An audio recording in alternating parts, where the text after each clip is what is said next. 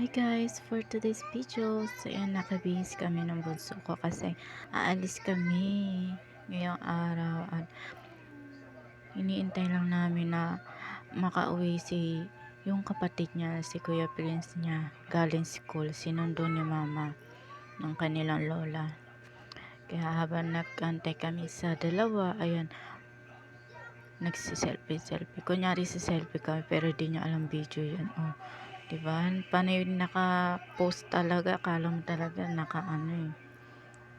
naka-picture. Sabi ko video yan. Yan. Tumigil na siya. Yan sabi ko, bye-bye na kay next step na tayo. Ayan, andito na kami sa mall. Fast forward kasi masyadong malikot kasi yung bunso ko sa biyahe. Kaya forward ko na diretso na agad sa mall. Di ako makahawak ng cellphone kasi yung bunso ko talaga yan. Pag nasa biyahe talaga.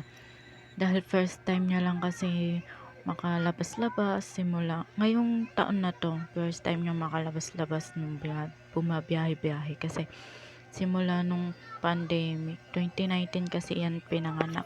Kaya kaka-pandemic pa lang nun nung pinanganak ko siya. Kaya simula nun, hindi na kami nakalabas dahil sa pandemic nga guys, hanggang sa yan lumaki na siya. Kaya yan, naisipan kong ipasyal naman sila magkapatid kasi lagi na sila nasa bahay. Naawa naman ako na yan, tingnan nyo, nakakatuwa talaga pagka napapasyal mo yung mga anak mo and first time nila makapunta dyan sa ganyang playground na ganyan na at sa mall. Ayan, happy sila. Kaya kung saan sa sila nakakapunta, ayan, sinusundan ko din habang nagbibideo.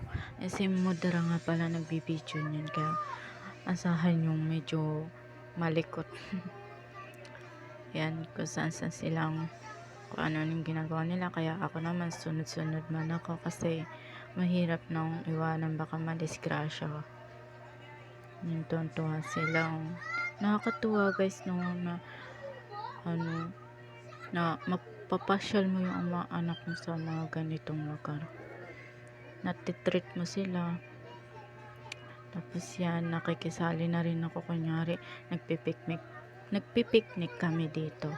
Sorry guys, sa first time ko lang kasi mag video editor at wala akong medyo karanasan sa mga ganito. Kaya pagpasensyahan nyo na yung boses ko, sobrang pangit.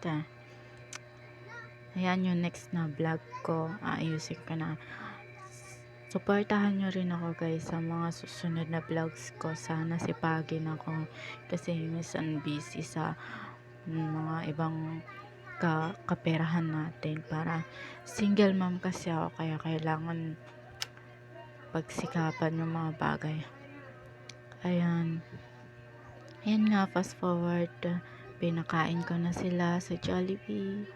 Yan, happy ang saya pero ang lulungkot ng mga muka. Yan, parang hindi sila masaya, no? Parang pilit pa si kuya niyan, Kuya Prince.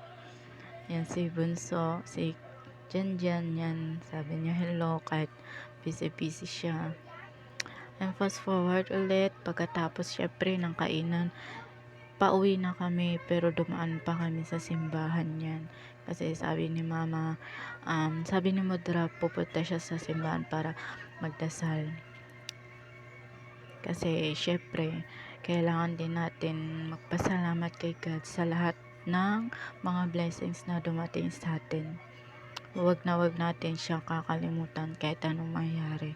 Kahit may pagsubok man na dumating sa buhay natin guys, never natin dapat siyang kalimutan. Yan, habang nagtitirik si mama, syempre nagdasal na rin kami niyan. Ayun lang guys, bye bye. Please subscribe for more videos and click the notification bell for more updates.